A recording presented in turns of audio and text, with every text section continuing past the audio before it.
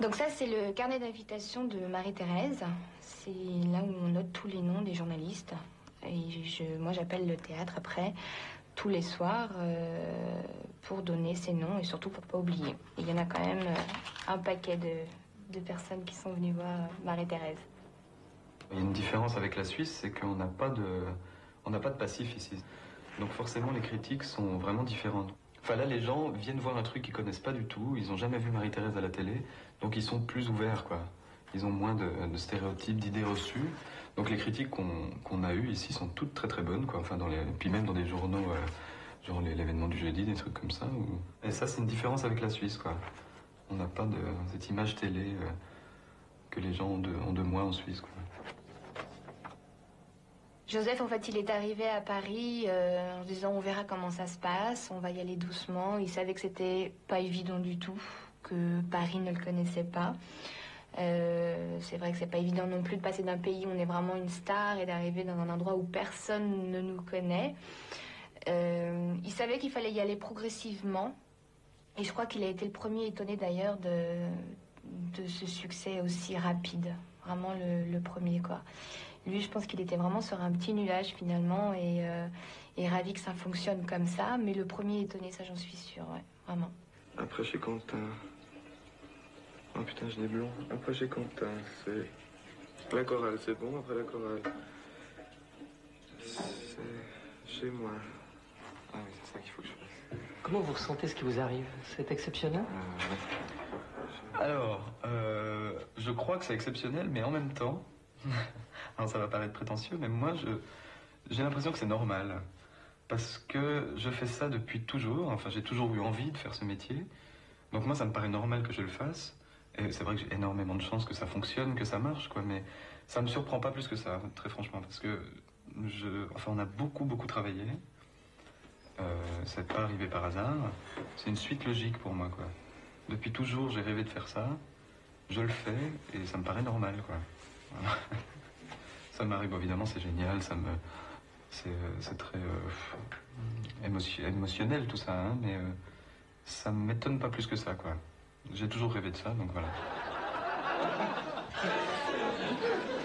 Ah bon, vous en connaissez, vous deux? Beaucoup? Dans la coiffure?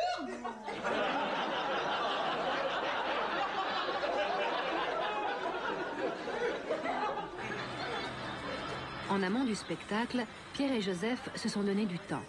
Ils ont mis de longs mois pour choisir sur place un coproducteur français et dénicher la salle idéale.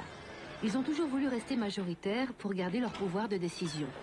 En accord avec leurs partenaires parisiens, ils ont même préféré louer eux-mêmes la salle de la Comédie Caumartin afin de ne pas dépendre des caprices de sa directrice.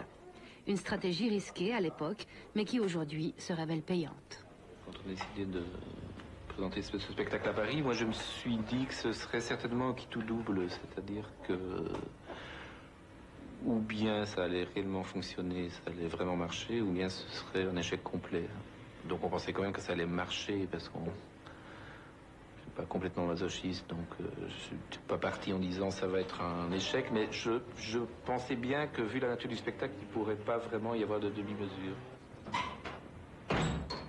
Hello. C'était une prise de risque importante au départ. C'est une prise de risque importante parce que c'est un spectacle qui coûte très cher techniquement. Et donc c'est vrai que c'est un risque important parce que le spectacle n'est rentable que s'il fonctionne à ce rythme-là ou même encore un peu mieux pendant un an. Pour vous donner une idée, sur un an, le budget est de l'ordre de 4,5 millions de francs français. Si je compte bien, un peu plus d'1 million de francs suisses. En restant maître à bord, majoritaire, conscient de tout ce qui se passe autour de notre petit bébé, eh ben on est plus... Après, on assume, si ça marche pas, c'est notre responsabilité aussi. On va pas se retourner comme beaucoup de gens le font. L'horaire était pas bon, l'attaché de presse a pas fait son boulot, la caissière était pas sympa, les lumières étaient mal faites, le théâtre est mal placé, tout ça. Bon, il y a 1000 raisons pour lesquelles les spectacles marchent pas, et il y en a très peu objectifs pour lesquels ils marchent.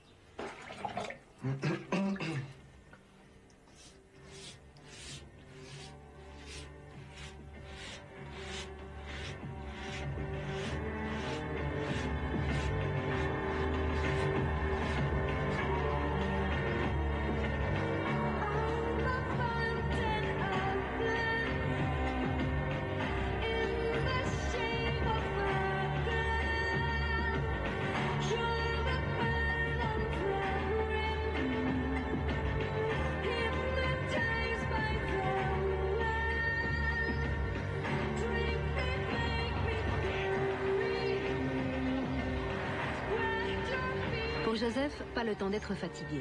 Sans relâche, il assure la promotion de Marie-Thérèse. Comme ici chez Comédie, une chaîne câblée partenaire du spectacle. Ce soir, Joseph, enfin Marie-Thérèse, est l'invité principal pendant 1 heure en direct. Si ma coiffeuse me voyait. J'ai pas l'impression d'être schizophrène, enfin en tout cas, c'est une impression que j'ai, moi, je sais pas ce que les gens pensent. Est-ce que les limites sont toujours claires pour vous, entre Marie-Thérèse et Joseph? Ah oui, oui, je crois, oui. Oui, oui, oui, c'est vraiment... C'est deux... Pour moi, Marie-Thérèse, elle existe. On y va. Voilà. Voilà. Allez, musique! Un cœur, un arbre, un oiseau. Il y a un quoi? On va l'enlever, ça facilite. Ouais, non, ça accroche, c'est sûr. Mais là, par exemple, j'ai pas l'impression que je suis Marie-Thérèse, quoi. Parce que Marie-Thérèse se permet des choses que moi, je ne me permettrais pas, quoi. Mais moi, je suis assez réservé, je crois, en fait. Contrairement à ce que tout le monde pense, c'est vrai que j'ai une apparence peut-être un peu débridée, comme ça, mais je déteste les scandales, j'aime pas parler fort, j'aime pas... Je vous demande de faire un triomphe à Marie-Thérèse Porchet. Alors que Marie-Thérèse, elle est tout le contraire, quoi. Ce qu'elle veut, elle, c'est être la première partout, qu'on la voit partout. Pour moi, c'est bien parce que ça me force à faire des choses que moi, j'aurais peut-être jamais osé faire, quoi. Comment ça va, Marie-Thérèse? Écoutez, on s'accroche, et puis vous, ça va, Virginie? Ça va très bien.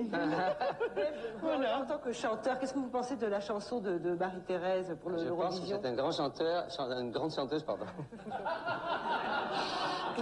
Il y a déjà... Ça arrive, hein? Oui, non, mais j'aime pas trop parler au féminin, mais dans ce cas précis, je vais me forcer un peu. Je pense que c'est une grande chanteuse, une grande danseuse et une grande artiste. Mais c'était très très court, en fait. Moi, j'ai... Oui, c'est pas très passé très vite, quoi. Mais c'était bien. Oui, très bien. Bon. Très bien. Merci. Hein.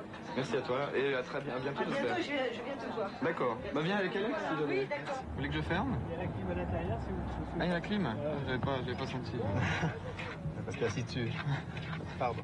Bah oui, non, alors j'ai rien senti. Vous pourriez imaginer un jour vivre sans Marie-Thérèse Porchet? Ah oui, je pense, ouais.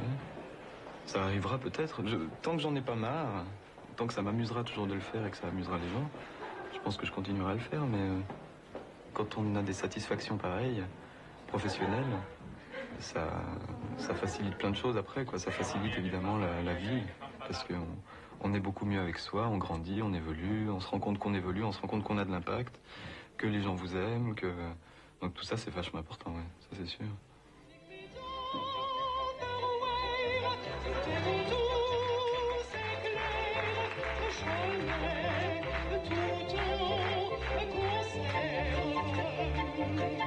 Je suis toujours fidèle à ces jolies modeles.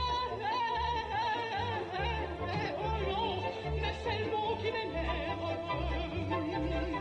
Tous nos produits sont garantis à vie.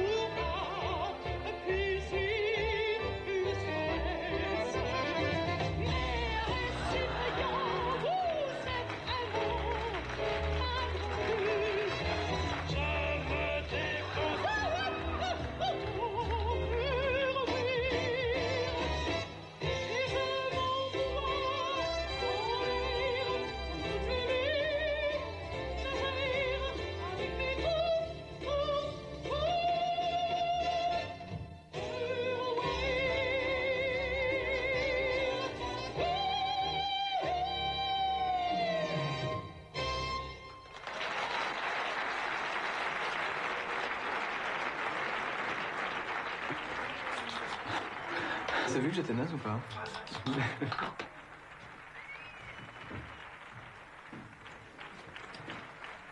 J'arrive, hein. Putain, je suis un peu long ce soir.